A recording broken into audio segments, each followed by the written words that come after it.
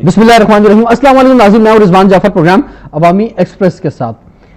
पाकिस्तान में जो मुश्किलात इस वक्त मौजूद हैं, गिलगित बल्तिस्तान की तरफ देखें, बलूचिस्तान की तरफ देखते हैं, कराची की तरफ देखते हैं, और फिर उसके साथ साथ जो है मुल्क में महंगाई, बेरोज़गारी, लोड शेडिंग का अजाब, इसी में सराय की सूबे की बात सामने आई है जो कि काफ़ी अरसे से जारी थी।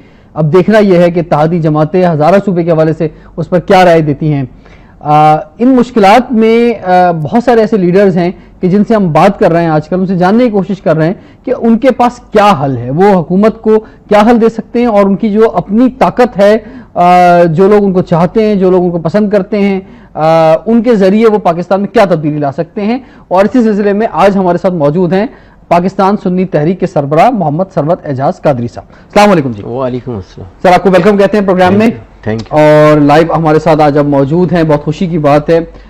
पाकिस्तान में जो ओवरऑल मामलात हैं, इस पर हम गुफ्तगू करेंगे आज आपसे। पहले स्टार्ट कराची से कर लेते हैं। लियारी में क्या हो रहा है सर? औज़ु बिल्लाहि मिनश शैतानिर रजीम, बिस्मिल्लाहिर रहमानिर रहीम। सबसे पहले तो आपका शुक्रिया कि आपने इज़हार ख्याल का मौका अता फरमाया। और यकीनन लियारी से पहले मैं कल लाइन्स एरिया का जिक्र करूँगा कि अगर लाइन्स एरिया में कल हमारे दो साथियों को शहीद कर दिया गया, राशिद कादरी और मोहम्मद याया कादरी, और 1 साल पहले उनकी शादी हुई थी। और इसी तरह लियारी के अंदर हमारे 2 साथियों को शहीद किया गया, जिसमें सुहेल कादरी और सलीम कादरी शहीद। और हमने उसके अंदर बाकायदा एक FIR भी लॉन्च कराई, नॉमिनेटेड, जिसमें हमने नॉमिनेट किया उन बंदों को जो दहशतगर्द थे, लेकिन गवर्नमेंट की तरफ से कोई एक्शन नहीं हुआ। और उसकी वजह यही होती है कि फिर हम ये जैसे वाक़यात जन्म लेते हैं, फिर लियारी आपको नज़र आता है, फिर पूरा कराची दहशतगर्दी की लिपेट में नज़र आता है। सिर्फ एक लियारी नहीं है, तो पूरे कराची में इस पर दहशतगर्दी हो रही है। कल गुलशन इकबाल के अंदर वो बच्चे क्रिकेट खेल रहे थे, उसके ऊपर अटैक हुआ, उसके अंदर 4 लड़कों को गोलियां लगी, 2 लड़के शहीद हो गए। यकीनन ये कंटिन्यूटी है एक दहशतगर्दी की। वजह उसकी सबसे बड़ी ये है कि एक तो वो एहसास महरूमी है, और फिर वो जो हम बेसिक नीड्स हैं, जो कौम की, आवाम की जो ख्वाहिशात हैं, जो आवाम की ज़रूरियात हैं, हम उसको भी एड्रेस नहीं कर रहे। जो आप FIR दर्ज करवा दी आपने, करवाएंगे आप? FIR दर्ज कराई है, उसके अंदर बंदे नॉमिनेट किए हैं, और किसी को इन्होंने अभी तक अरेस्ट तो आपने जो बंदे नॉमिनेट किए वो किसी पार्टी से, सियासी जमात से ताल्लुक रखते हैं, या वो जिस तरह से FIR होती है गुमनाम दुश्मनों के नाम, या उस तरह से कुछ है? यकीनन उनका नाम मेंशन है, उनकी यकीनन वो जब गिरफ्तार करेंगे तो वो पार्टी भी नजर आ जाएगी। ये तो काम रियासत का है कि वो रियासत आज तक क्यों आइडेंटिफाई नहीं कर पा रही उन दहशतगर्दों को।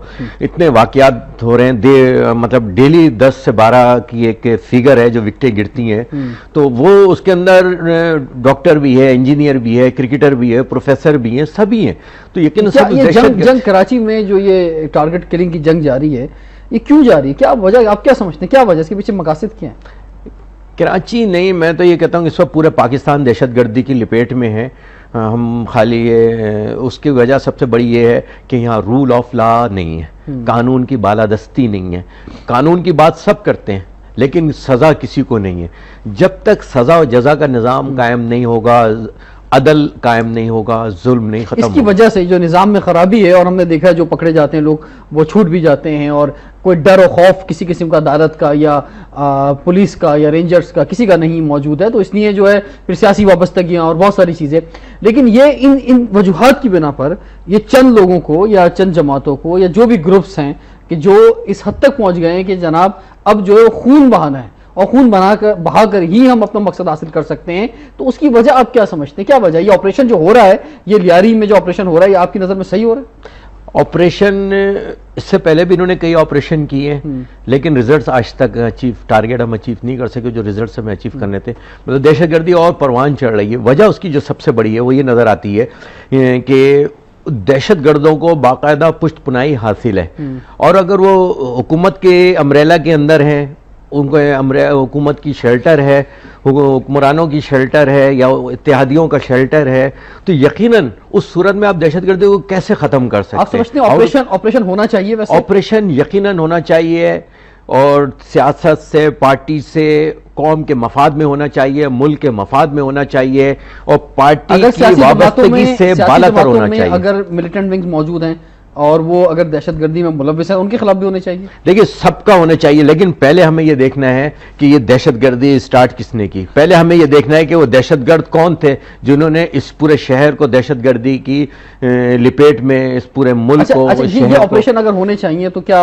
سنی تحریک کے خلاف بھی ہونا چاہیے؟ سنی تحریک کیا، میں کہتا ہوں ہر جماعت کے خلاف ہونا چاہیے جہاں پہ دہشت گرد آپ کو نظر آتے ہیں. لیکن دہشت گرد کے کرنے کے لیے مثال کے طور پہ انہوں نے چیف جسٹس کے کہنے پر ایک آپریشن اسٹارٹ کیا. چیف جسٹس نے جب سموٹا ایکشن لیا اس میں رینجرز، پولیس، ہم نے سب سے پہلے پریس کانفرنس کر کے ویلکم کیا.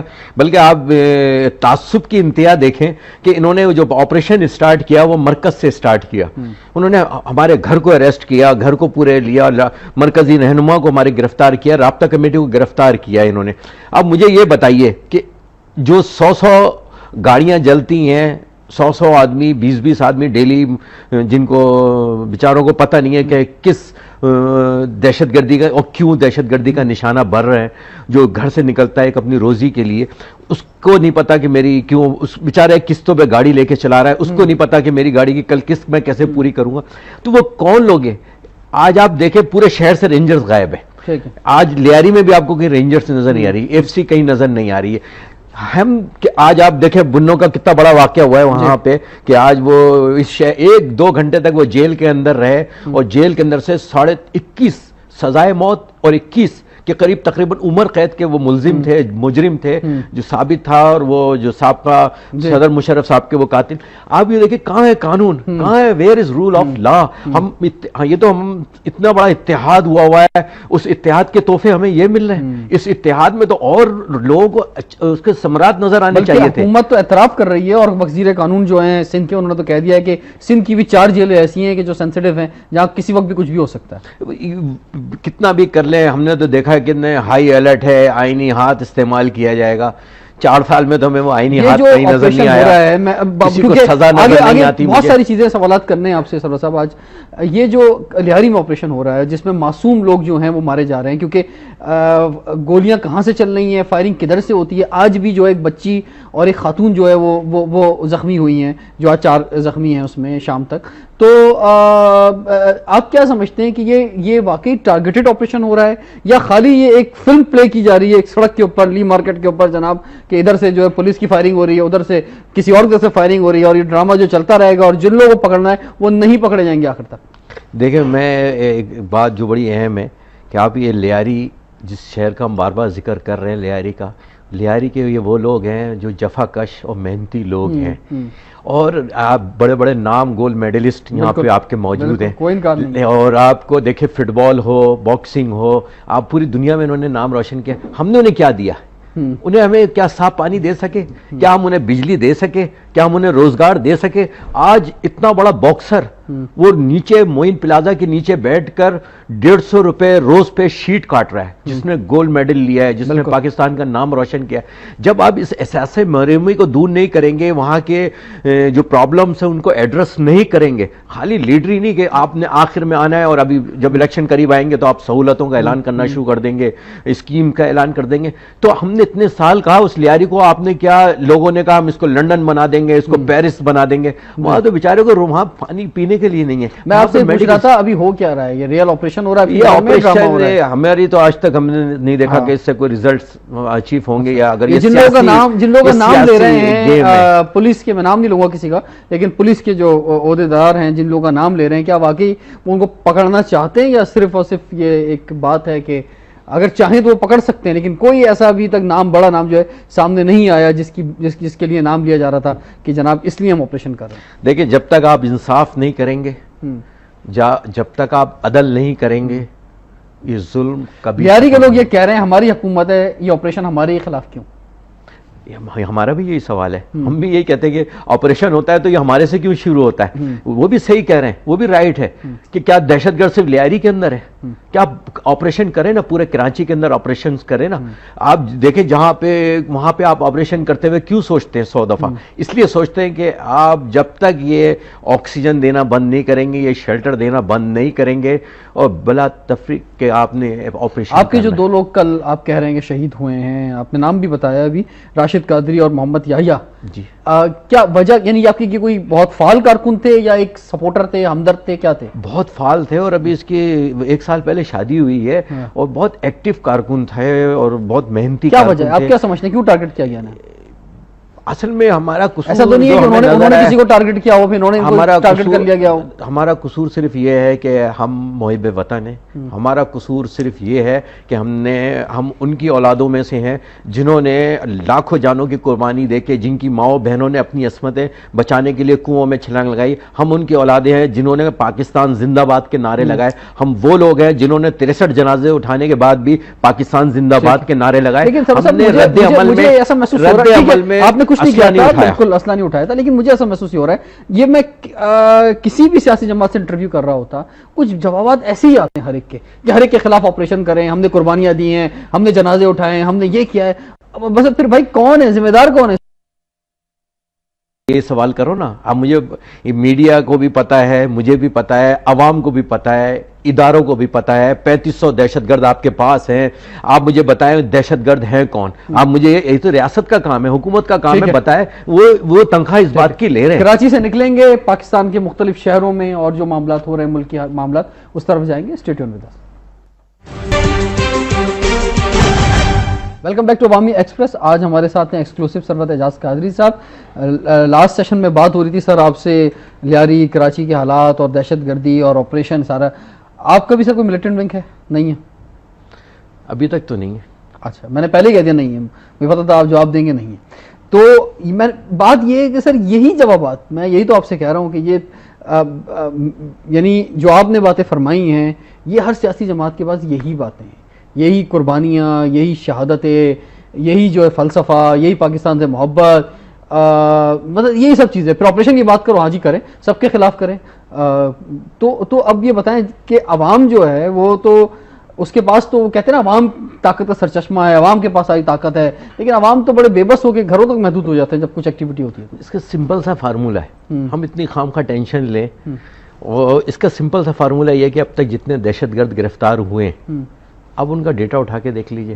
اگر اس میں ہمارا نام آ جاتا ہے تو ہم سیاست سے وڈرا ہو جائیں گے. اچھا، جو رہائی ملتی ہے تو کبھی کبھی میں سوچتا ہوں وہ جو فلموں میں دکھاتے ہیں نا کہ وہ جو ہیرو ہوتا ہے، جو پولیس والا ہوتا ہے، وہ کہتا ہے یار عدالت سے تو رہا ہو جائے گا، وہ انکاؤنٹر ہی کر دو. تو اب کچھ ایسی سوچ بھی آ رہی ہے لوگوں کے اندر، اور عوام خود بھی اپنے ہاتھ میں جو ہے نا وہ قانون کو لے رہے ہیں. ایکچولی دیکھیں، جب آپ کے گھر کا، آپ کے والد کو گولی مار دی گئی، آپ کے 2 بیٹوں کو گولیاں مار دی گئی، آپ کی بہن پاگل ہو گئی، آپ کی ماں کا انتقال ہو گیا، آپ مجھے یہ بتائیں اس کا جو آخری بیٹا ہے وہ کیا کرے گا؟ صحیح ہے. جس کے گھر میں کھلانے کے لیے اپنے بچوں کے لیے پیسے نہیں ہیں، جو اپنے گھر کے لیے روزگار نہیں دے سک رہا ہے، جو ڈگری لے کے روڈوں کے اوپر پھر رہا ہے، ایجوکیشن ہے تو وہ بھی لمیٹڈ ایجوکیشن ہے، اس کے باوجود بھی جابس نہیں ہیں، جابس کریٹ نہیں ہو رہی ہیں، انڈسٹری آپ کی شفٹ ہو رہی ہے، بے روزگاری انتہا کو ہے، بچے گھر میں بلک رہے ہیں. تو وہ اس وقت کیا کرے گا؟ مجھے یہ کوئی بتائے نا کہ اس وقت کیا کرے گا. آج آپ ایک طرف آپ کی مہنگائی، بے روزگاری، انتہا پسندی، دہشت گردی، فرقہ واریت، آج ہاں یہ جمہوریت کے سب برقعے پہن کے بیٹھے ہوئے، انہیں نظر ہی نہیں آ رہا. وہ برقع اتارے تو انہیں عوام نظر آئے نا. سیاست ٹھیک ہے اپنی جگہ پر ہے، بیانات اپنی جگہ پر ہیں، ملک کے حالات بھی، حقیقت کا چہرہ بھی آپ دکھا رہے ہوتے ہیں، لیکن اس طرح تو ملک انارکی کی طرف چلا جائے گا. ریاست جو ہے اس کا کیا کردار ہے؟ ریاست کیا کرے بھائی کہ لوگوں جو ہیں وہ پرامن طریقے سے ملک کی خدمت کرتے ہوئے، محبت کرتے ہوئے آگے چلیں اور وہ نعرے نہ لگیں جو کہ سندھ میں اور بلوچستان میں لگ رہے ہیں. جی، اس کی وجہ یہی تو ہے نا. ایسا مثال ہے بلوچستان کے اندر اللہ تعالیٰ نے آپ کو ہر چیز دی ہے، معدنیات ہے، گولڈ ہے، سونا ہے، ہر چیز ہے، تانبا ہے، کاپر ہے، لیکن آپ مجھے بتائیں وہ گیس جو پورے دنیا کو دے رہا ہے، پورے پاکستان کو پرووائڈ کر رہا ہے، وہ خود محروم ہے. آج وہاں کی جابس، بندرگاہ موجود ہے لیکن وہاں پہ جابس کریٹ نہیں ہو رہی ہیں، وہاں پہ انڈسٹری کریٹ نہیں ہو رہی. میں یہ نہیں کہتا کہ خالی ریاست کی ذمہ داری ہے، ان لوگوں کی بھی ذمہ داری ہے جو ہنی مون مناتے ہیں، 4 سال 5 سال ہنی مون کا پیریڈ ہوتا ہے. اگر کوئی آپریشن آ جائے یا کوئی حالات سخت آ جائے یا حکومت کے اندر کوئی چینجنگ آئے تو بڑے مزے سے ان کے ویزے اور پاسپورٹ تیار ہوتے ہیں، پھر اس کے بعد یہ باہر بیٹھتے ہیں 10 سال 5 سال جتنے دیر. لوکلز جو ہیں ان پہ زیادہ ذمہ داری آتی ہے، جو وہاں کے چیف منسٹر بنتے رہے ہیں، جو آج پوری یعنی ساری جو کابینہ یعنی 50 رکنی کابینہ، یعنی ہر آدمی وزیر ہے جو اس میں، تو انہوں نے کیا رول ادا کیا ہے؟ وہ تو خود کچھ نہیں ہے. اور ابھی یہ بتائیں کہ یہ بات جو ہے یہ وہاں کی گورنر بھی کہہ رہے ہیں، اور اگر گورنر راج آ جاتا ہے، فرض کریں آپ حمایت کریں گے بلوچستان میں گورنر راج آ جاتا ہے تو؟ حضرت ہم تو کہتے ہیں کہ گورنر راج ہو یا کسی کا بھی راج ہو، عوام کا راج ہونا چاہیے، عوام کو سہولتیں ملنی چاہیے، عوام کا نام لے کر، عوام کا نام لے کر اور پاکستان کے وسیع تر مفاد کا نام لے کے تو سارے کام ہمیں چینج لانا ہے نا. ہم اسی شعور کو تو اجاگر کرنے کے لیے گھر سے نکلے. ہم نے 20 سال میں کبھی سیاست کا کوئی شوق نہیں تھا، ہم نے کوئی سیاست میں رول پلے نہیں کیا اپنا. یہ آج ہم کیوں بات کر رہے ہیں یہ والی؟ ہم اس لیے بات کر رہے ہیں کہ سیاست کو عبادت سمجھ کے سیاست کی بات کر لیتے ہیں، سیاست ہی کی بات کر لیتے ہیں. ابھی پچھلے دنوں جلسے میں جو کراچی میں آپ کا ہوا، آپ ویسے وہ کہ آپ الیکشنز پہلے بھی لڑتے رہے ہیں، لیکن آپ نے باقاعدہ طور پہ سنی تحریک سے، پاکستان سنی تحریک ہوگا، اور آپ نے کہا کہ ہم جو ہے وہ جائیں گے اور الیکشن لڑیں گے. اگر مثال کے طور پہ الیکشن ہو جاتے ہیں، قبل از انتخابات کی بات نواز شریف صاحب نے بھی کی ہے، تیاری ہے کچھ آپ کی کہ پاکستان میں کتنی سیٹوں پہ آپ بندے کھڑے کر سکتے ہیں اپنے؟ خیر یہ تو ابھی ہم نہیں ڈسکلوز کریں گے، لیکن اتنا بتا سکتے ہیں کہ پاکستان سے انشاءاللہ الیکشن بھی اچھے انداز میں لڑیں گے، ایک. اور دوسرا جو ابھی ہمیں لاہور کے اندر 25 مارچ کو ہم نے جو جلسہ کیا ہے، وہ میڈیا نے اور دنیا نے دیکھا ہے کہ ماشاءاللہ سے لوگوں نے کسی طرح پذیرائی ہوئی. کیا وجہ تھی؟ ہمارا آپ میں وہاں کوئی آپ کو سرمایہ دار نظر نہیں آیا، وہاں پر آپ کو کوئی بیرونی فنڈنگ نظر نہیں آئی. جو ہم نے جس حالات اور جس اپنے اس میں وہ جلسہ کیا اور لوگوں نے جس محبت اور جس اعتماد کا اظہار کیا، تو اس کا مقصد یہ ہے کہ قوم کو شعور اگر مل جائے، اور ہم اس شعور کو جو جگانے نکلے ہیں، جس رابطہ مہم پہ ہیں. اب ہمارا پنڈی میں جلسہ ہے، پھر پشاور میں، اس طرح. لیکن ایک خاص سیگمنٹ مثلا جو ملک بٹا ہوا ہے آلریڈی فقہی اعتبار سے یا لسانی اعتباروں سے، تو اسی طرح سے آپ کو کہا جاتا ہے کہ آپ صرف سنی لوگوں کو لے کر مثلا اور جو ہے وہ ایک فوکس ہو کے، ٹارگٹ ہو کے جو ہے بانٹنے کی بات کر رہے ہیں پاکستان کی. ایسا نہیں ہے، ایسا نہیں ہے. دیکھیں جب مدینہ ریاست قائم ہوئی، میں اکثر یہ کہتا ہوں، دیکھیں ریاست جب مدینہ قائم ہوئی، فتح مکہ ہوا، تو ہم تو وہ ماڈل ہے نا ہمارا، وہ رول ماڈل ہے ہمارا. ایمان، ہمارا احساس تو وہی موجود ہے، وہ ساری چیزیں موجود ہے. جب ہم اس کو رول ماڈل بنا کر اپنے آگے بڑھیں گے تو یقیناً بہت ساری چیزیں ایسی ہوں گی کہ جو ہمارے عمل سے ثابت ہوں گی. جو ہم نے ابھی منشور بھی دیا، اس میں ہم نے جو سب سے پہلا پوائنٹ تھا قرآن اور سنت کی حکمرانی. قرآن اور سنت کی جب حکمرانی ہوگی تو اسلام سے زیادہ لبرل کون سا مذہب ہے جہاں پہ اس سے زیادہ عدل کس جگہ پہ؟ آج ہمیں جو چیزیں آپ نے دیکھے کہ جب مدینہ ریاست قائم ہوتی ہے تو انصاف دیکھے کسی کو دشمن کو باہر جانا نہیں پڑا. سپریم کورٹ کہتی ہے کہ جناب بلدیاتی انتخابات تو کروا لیں. آپ کیا سمجھتے ہیں کہ مین جو انتخابات ہیں جو ہمارے، اس سے پہلے بلدیاتی انتخابات ہو جانے چاہیے؟ بہت اچھا ہے، اچھا ہے، بالکل ہونا چاہیے. اور ہر چیز کا ایک وقت ہے، ٹائم ٹیبل شیڈول کے مطابق چیزیں ہوں. لیٹ ہو چکے ہیں، ابھی تو فیصلہ ہی نہیں کر پائے. تو ابھی چیف جسٹس اور لگ یہ رہا ہے کہ ہوگا بھی نہیں. سپریم کورٹ کے تو بہت سارے آرڈر ہیں. اب اس پہ مجھے آج تک بتائیں کسی پر ابھی تک کوئی آپ کو ریزلٹس ملا ہو؟ سپریم کورٹ کے تو بہت سارے آرڈر ہیں، لیکن ہمیں کرنا یہ ہے کہ اس کی آرڈرس بہت جو موجود ہیں، قانون موجود ہیں، لیکن ان کی امپلیمنٹیشن موجود نہیں ہے، اس کے اوپر عمل درآمد نہیں ہو رہا. جب تک عمل درآمد نہیں ہوگا، فیصلوں کا، اداروں کا ٹکراؤ ختم نہیں ہوگا، قوم کو 18، 19، 20، 21 کسی ترمیم سے کوئی فرق نہیں پڑ رہا. ترمیم کرنی ہے تو عوام کے لیے ترمیم کرے، عوام کے حقوق کے لیے. اپنی تنخواہ بڑھانے کے لیے تو ترمیم ہو رہی ہے. ترمیم تو ہو رہی ہے، وہ سرائیکی صوبے کے لیے بھی ہو رہی ہے، اور آگے بڑھیں گے، ملک کے مختلف کونوں کی طرف جائیں گے. بریک کے بعد stay tuned with us. Welcome back to Awami Express. آج ہمارے ساتھ ہیں ایکسکلوسیو محمد ثروت اعجاز قادری صاحب. جو ملک میں حالات ہیں صاحب تھوڑا سا اس طرف جاتے ہیں اور آگے بڑھتے ہیں، کافی چیزوں کی طرف تو آپ کے ہم نے خیالات جانے. یہ جو گلگت بلتستان میں شیعہ کمیونٹی کو ٹارگٹ کیا جا رہا ہے، بلوچستان میں ہزارہ کمیونٹی یعنی وہی اہل تشیع کو ٹارگٹ کیا جا رہا ہے، اور اس میں تاثر یہی آتا ہے، سمجھ میں یہی بات آتی ہے کہ بھائی یہ شیعہ سنی فساد ہے اور سنی جو ہے ان کو مار رہے ہیں. اب جب لوگ سنی آ جاتا ہے اور آپ کی سنی تحریک ہے، تو ذرا تھوڑا ڈفرینشیٹ کریں کہ یہ اگر پرسیپشن جاتا بھی ہے وہ کہ اس میں کوئی حقیقت نہیں ہے اور کسی طرح سے بھی شیعہ سنی فساد پاکستان میں کسی سطح پہ کوئی موجود نہیں ہے، جو بھی سازشیں اس کے پیچھے، لیکن اس کو آپ کس طرح سے دیکھتے ہیں ان چیزوں کو؟ یقیناً یہ ہم تقریباً گزشتہ، کیونکہ ہم اس کا بہت زیادہ شکار رہے ہیں ان چیزوں کا، ان دہشت گردی کا، اور ہم یہ سمجھتے ہیں کہ پورے پاکستان میں کہیں بھی کوئی شیعہ سنی کوئی فساد ہے نہیں. ٹھیک. لیکن جو المیہ یہ ہے کہ ہم نے جو اب تک کے دہشت گرد گرفتار کیے ہیں، ہم نے یہ نہیں بتایا کہ وہ کس فکر کے لوگ تھے, جن تنظیموں کو بینڈ لگایا گیا وہ کس فکر کے لوگ تھے, جو دہشت گردی کر رہے ہیں, جو اب تک گرفتار ہو چکے وہ کس مکتبہ فکر کے تعلق سے لوگ رکھتے ہیں. مثال کے طور پہ اگر آپ صوبہ سرحد کے اندر جاتے ہیں اور جو پورے پاکستان میں ایک دہشت گردی کی ایک علامت 5-4 تنظیمیں ہیں جو کام کر رہی ہیں, ان کے میں ہیڈز کو دیکھتا ہوں جو ان کو لیڈ کر رہے ہیں ان تحریکوں کو, تو آپ یہ دیکھیے کہ ان کے اندر وہ نام نظر آتے ہیں, ان کا فکر نظر آتی ہے, ان کا وہ جو مکتبہ فکر ہے, جس سوچ جس اسکول آف تھاٹ کے لوگ ہیں وہ نظر آتے ہیں. اس میں آپ کو کہیں ایک بھی اہل سنت والجماعت سے تعلق نہیں نظر آئے گا.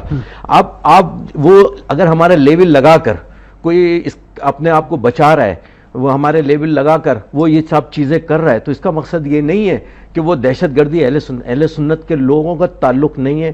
یہ وہ دہشت گرد لوگ ہیں جو حضور کے دور میں بھی تھے, یہ وہ منافقین ہیں جن کو لارنس آف اربیہ, کرنل لارنس کے نام سے جو تھا جس نے ان کو پرموٹ کیا تھا, ان کو بھی وہ اسی طرح کے جبے پہنائے گئے تھے, وہی نمازیں پڑھتے تھے اور وہی قتل و غارت گری کرتے تھے. اور پھر پہلا جو بیج بویا گیا تھا اس دور میں بویا گیا تھا 1924 کے اندر. 1924 کی آپ تاریخ لے لیجئے, جب حجاز مقدس پہ شریف حسین تھے جن کو آخری, تو پھر ان کو لے کر دہشت گردوں کا ایک لبادہ اڑا کر کرنل لارنس وہاں پر انٹر ہوا, اس نے وہاں عربی و ترکی سیکھی اور ان کو پرموٹ کیا.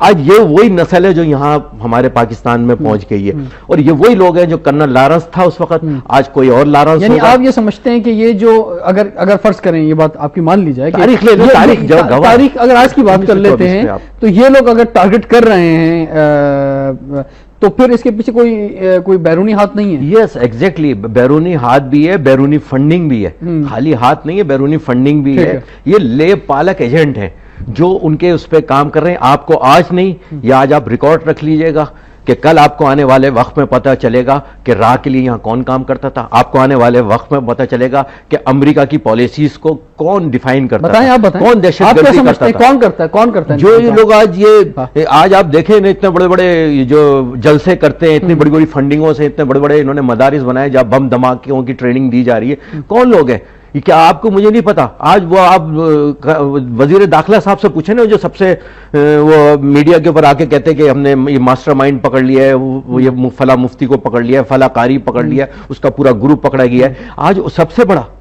ثبوت, یعنی اسلام کے لبادے میں, مسلمان بن کے اسلام کے لبادے میں یہ سارے کام ہو رہے ہیں, یہ سارے کام ہو رہے ہیں. اور آپ کو ایک اور, میں نے ابھی ایک کیسٹ دیکھی باقاعدہ, اس سی ڈی کے اندر میں نے یہ دیکھا تھا کہ قرآن شریف کا ترجمہ سنایا جا رہا ہے اور ان لائن سے کھڑا کر کے گولیاں ماری جا رہی ہیں. قرآن شریف کا ترجمہ سنا کے کہا کہ ظالموں کو مارو. یہ سب کچھ جو ہو رہا ہے, جو اسلام کے نام پہ ہو رہا ہے بقول آپ کے, اور یہ ساری سب چیزیں چل رہی ہیں, اور انٹرنیشنل فنڈنگ بھی, اور آپ نے نام لے لیا کہ جناب جو ایجنسیز انوالو ہیں, تو ہماری ریاست جو ہے, ہمارا ملک جو ہے, ہماری جو فورسز ہیں, ہماری جو ایجنسیز ہیں, ہماری جو وزارت داخلہ ہے, یہ کیا کر رہے ہیں؟ ان کو سوچنا ہے, یہ نہیں کا کام ہے.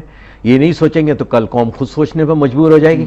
آج آپ نہیں سوچیں, آپ نے کبھی سنا تھا پاکستان کی تاریخ کے اندر کہ اجتماعی خودکشی کا, کبھی آپ نے پاکستان کی تاریخ میں سنا تھا کہ ہے نا وہ لوگ چور ڈکیتوں کو پکڑ کے زندہ جلا رہے ہیں؟ مطلب ایک آپ دیکھیں کہ جو ٹالرنس ہے وہ بھی ختم ہوتا جا رہا ہے لوگوں کے اندر, کیونکہ آپ کو اس اتحاد سے تحفہ کیا ملا؟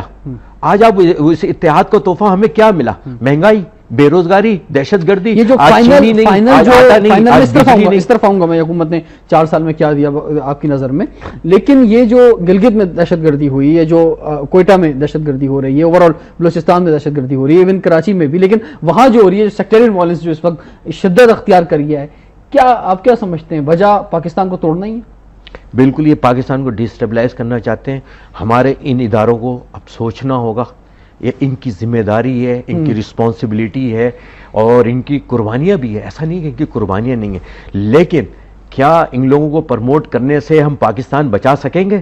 کیا ان کو پرموٹ کرنے سے ہم ملک کو ترقی کی راہ پہ لگا سکیں گے؟ کیا ان کو پرموٹ کرنے سے کیا ہم اپنا جو ہماری انڈسٹریز ہیں, ہماری جو اللہ تعالیٰ نے جو ہمیں نوازا ہوا ہے چیزوں سے, قدرتی وسائل ہمارے پاس ہے, اگر آپ ہم گندم میں جائیں, کپاس میں, دیگر اس میں جائیں, چیزیں اللہ تعالیٰ نے ہمیں مالا مال کیا ہے, لیکن اخلاص نہ ہونے کی وجہ سے, دہشت گردی ہونے کی وجہ سے, سے, انتہا پسندی ہونے کی وجہ سے, بیرونی مداخلت ہونے کی وجہ سے آج آپ دیکھیں ہم کہاں پر ہیں کہ آج ہم اپنے پاکستان کو بچانا, ہماری فوج سرحدوں میں بھی ہے, جنگوں کے اندر بھی ہے, اور ملک کے اندر بھی جو لا قانونیت ہے اس کے لیے بھی ہم بار بار یہ کہتے ہیں. امریکہ نے جو حافظ سعید صاحب پہ جو مطلب وہ موجود ہیں لیکن اس کے باوجود ان پہ جو پرائز منی کا اعلان کیا, آپ کیا سمجھتے ہیں کیوں کیا سب کچھ, کیوں حافظ سعید کا نام سامنے آیا؟ یقیناً میرے نظر میں تو یہ ہے کہ وہ باقاعدہ ہمارے یہاں پرموٹ کیا جاتا ہے, جیسے اسامہ بن لادن کو پرموٹ کیا گیا تھا. تو یقیناً جب شکار کرنا ہوتا ہے جس ملک کا تو وہاں پہ یہ خرگوش چھوڑے جاتے ہیں. آج آپ دیکھ لیں, مجھے کوئی ایک اسلامی ملک ایسا بتائے مجھے جہاں پر القاعدہ نے انٹری دی ہو اور وہاں کے وسائل امریکہ کے پاس نہیں گئے ہوں. کوئی ایک ملک دیکھیں, لیبیا, عراق, فلسطین, کشمیر, آپ کا یہ کیا کہتے ہیں افغانستان, ہمارے وسائل ان کے اس میں چلے. دفاع پاکستان کونسل کی جانب سے آپ کو آفر ہوئی کوئی جوائن کریں سنی تحریک دفاع پاکستان کونسل؟ ہوئی, آج تک نہیں, لیکن نہ سوچا ہے ہم نے کہ جن کے 35,000 پاکستانی, 6 ہمارے فوجی جوان, ہمارے 29 کے قریب مزارات, ہمارے 146 علماء اکرام کو, ہمارے مشائخ عظام کو, ہمارے مزارات کو جنہوں نے دہشت گردی کا نشانہ بنایا, جنہوں نے دہشت گردی میں آیا, جن کے پاکستانی قوم سے جن کے ہاتھ, جن کے خونوں سے ہاتھ رنگے ہوئے, تو ان لوگوں سے ہمارا کیسے ہو سکتا ہے؟ ٹھیک ہے, ٹھیک ہے. ناظرین, آج کے پروگرام میں ڈیبیٹ نہیں ہے, یقینی طور پہ جس طرح سے جو الزام کہوں گا یا جو انہوں نے اپنی سوچ جو ظاہر کی ہے دفاع پاکستان کونسل کے حوالے سے یا اور بھی مختلف آرگنائزیشنز کے حوالے سے, اس پر دوسری جانب کا جواب ابھی باقی ہے. یہ ایک طرف کا ویو ہے, ان کا ویو ہے, اور جو لوگ ان سے محبت کرتے ہیں یا ان کو سمجھتے ہیں وہ یقینی طور پہ اس کو سمجھیں گے. جو لوگ نہیں سمجھتے ہیں ہم کوشش کریں گے کہ نیکسٹ پروگرام میں دوسری طرف کا ویو بھی آپ کی خدمت میں پیش کریں. بریک کے بعد کنٹینیو کرتے ہیں. Stay tuned with us.